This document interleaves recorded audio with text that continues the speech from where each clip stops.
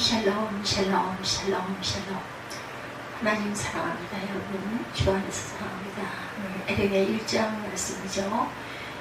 너로 뽑으며 파괴하며 파멸하며 넘어뜨리며 건설하며 힘께 하였느니라. 이렇게 10절에 보면 말씀하고 있어요. 여러분들 살구나무 가지와 끓는 가마 완상입니다. 살구나무 가지와 끓는 가마 완상. 잘못된 경건주의를 한번 살펴보죠. 진정한 신앙풍 운동은 종교적 행사와 구분될 때 가능합니다. 우리는 자기도 모르게 이렇게 잘못된 경건주의, 종교적 그런 영적으로 종교적 행사에 빠질 수가 있다. 이런 잘못된 경건주의에 대한 몇몇 경고의 표지들을 살펴보도록 하죠. 잘못된 것을 무너뜨리는 것을 당신의 주된 사명이라고 생각한다면 그런 남들을 교정해 주도록 기름 부어 받았다. 그런 믿음이 있다면 잘못된 경건주의에 빠져 있을 가능성이 매우 큽니다. 그런 분들 있죠. 자기는 상관이 없고 너는 이렇게 해야 너는 이것이 잘못이다. 이런 분들 아주 마치 본인이 어떤 핵심이 된 것처럼 예를 들면 하나님의 입장에서 본 것처럼 아주 그렇게 얘기하시는 분들이 있습니다. 우리 주변에. 그런 얘기 들으면 여러분들 어떠세요? 너나 잘해. 이런 얘기 생각 들지 않아요? 너무 심할 때는. 성경의 기본 정신을 무너뜨리는 것이 아니라 궁극적으로 올바로 세우는 것이 하나님의 뜻이죠. 봉함할 수 없는 의사는 함부로 째면 안 됩니다. 자신을 써야 되죠. 너로 뽑으며 파괴하며 파멸하며 넘어뜨리며 건설하며 심게 하였느니라. 오늘 본문이죠. 10절입니다. 이런 사람들은 스스로 기름 부음 받았다고 자처하는 순찰자나 보안관들로 대체로 교만함이 특징입니다. 교만하게 보이죠. 그런 사람들 보면 너는 얼마나 잘해서 너는 상관이 없고 상대방 나에게만 그게 해당이 되니 이런 생각이 우리가 들 때가 있어요. 그럴 때는 거부감이 일단 듭니다.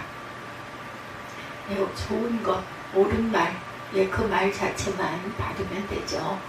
상대가 그러든 안 그러든 그렇게 얘기를 하면 그래 내가 그런 부분이 많지 너무 부족하지 이것도 거울이라고 생각하자 이렇게 생각하고 자신을 돌아보는 그런 저희들이 되리라 줄 믿습니다. 참 경건한 사람은 지속적인 중보기도 가운데 겸손하게 권면한다. 자세가 참 중요하죠. 옳은 말일지라도 정말 겸손하게 상대방이 상하지 않도록 권면할 수 있어야 된다.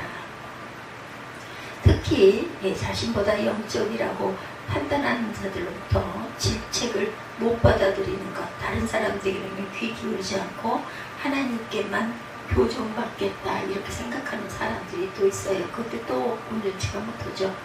바라보는 시선에 따라서 내가 그럴 수 있겠다 자신을 돌아보고 주님의 말씀을 비추어 보아야 할 줄 믿습니다.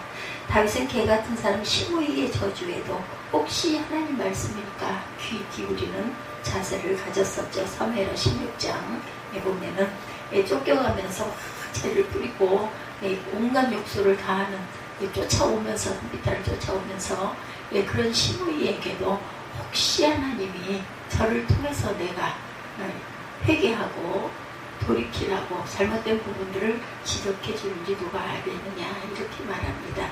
하나님께서는 사람을 통해 말씀하시기 때문에 하나님께만 교정받겠다는 것은 마음상이기 쉽다라는 것. 그런 주장은 심각한 잘못된 종교적인 영지주의라고 해야 되나요? 경건주의다. 종교적 경건주의다. 그런 상태에 빠져 있다라고도 생각을 해봐야 된다. 세 번째, 다른 성도, 다른 교회 그런 옳은 점보다 항상 그들의 잘못된 점을 보려고 하는 경향이 있을 수 있습니다. 올바른 성도는 설령 그가 진짜 잘못되었다 할지라도 항상 거기에 감춰진 드러나지 않는 선한 의도를 찾으려고 우리가 애써야 합니다. 뭔가 그럴 만한 이유가 있겠지 이렇게 이해해 봐야 되죠. 비판이 습관이 된 사람은 잘못된 경건주의에 빠져 있다는 것입니다. 비판이 습관이 된 사람. 또한 주님의 기준에는 도저히 자신을 맞출 수 없다는 엄청난 죄책감이 들 때가 있어요. 우리가 그렇죠? 이건 역시 종교적 강력한 그 영의 강력한 뿌리다 이렇게 생각을 합니다.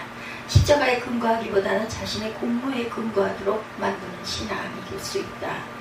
예, 우리가 그런 성향이 있다면 그 어느 사람보다도 하나님과 가깝다는 느낌 혹은 당신의 삶과 그 사역이 다 힘들고 하나님을 더 기쁘시게 하고 있다 이런 느낌이 들 때가 있어요.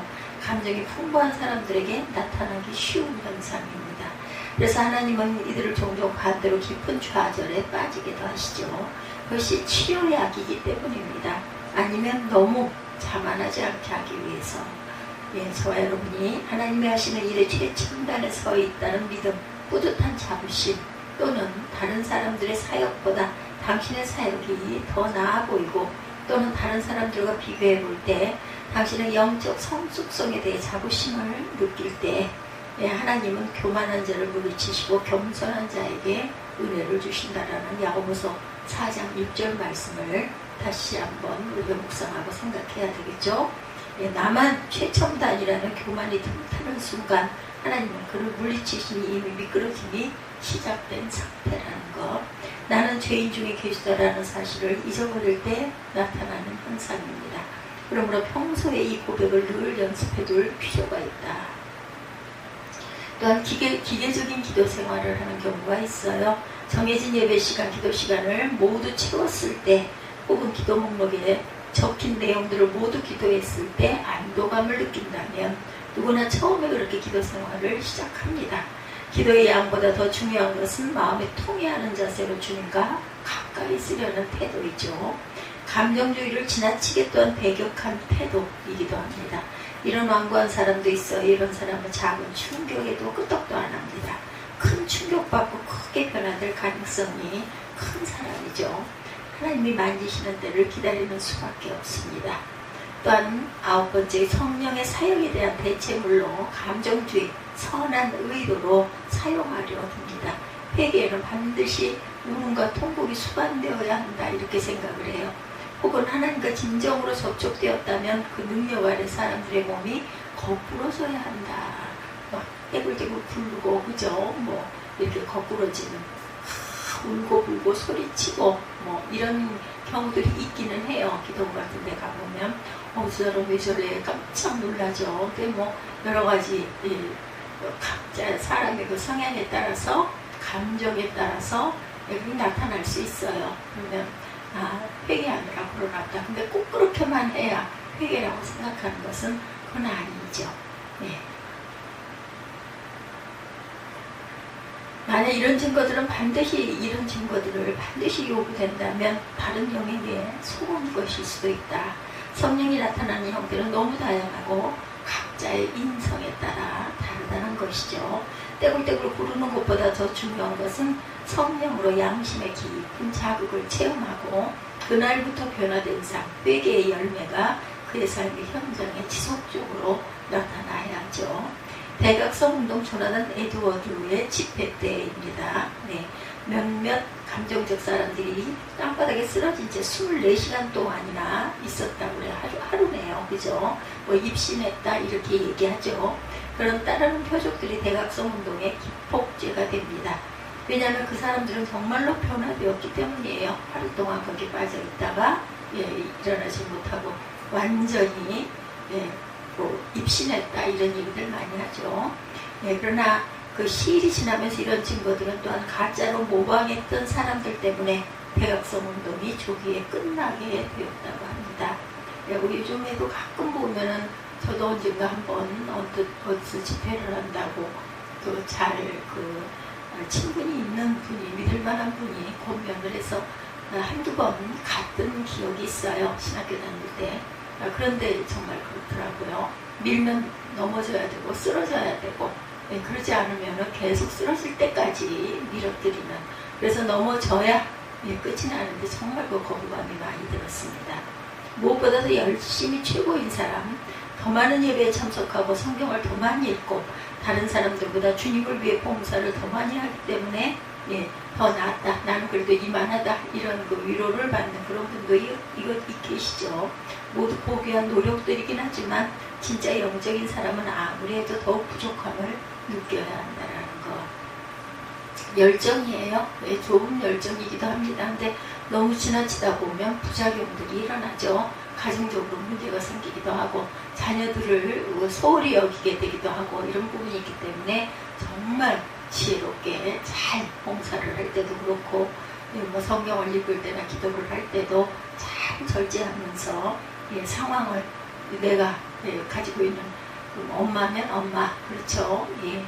또한 맡은 직분에 따라서 최선을 다하면서 주변도 잘 돌보고 내 가족도 잘 살필 줄 알아야 되겠다. 새로운 운동 혹은 교회에 대해 의심하거나 반대하는 경향이 있을 때가 있어요. 우리가 이해하지 못하는 영적 증거들을 무조건 거부부터 하는 경향. 하나님은 우리를 통하지 않고는 어떤 새로운 일도 행하지 않으세요. 그런 주장, 종교적 안 좋은 의미에 빠졌다는 확실한 증거들이 있을 때도 있죠.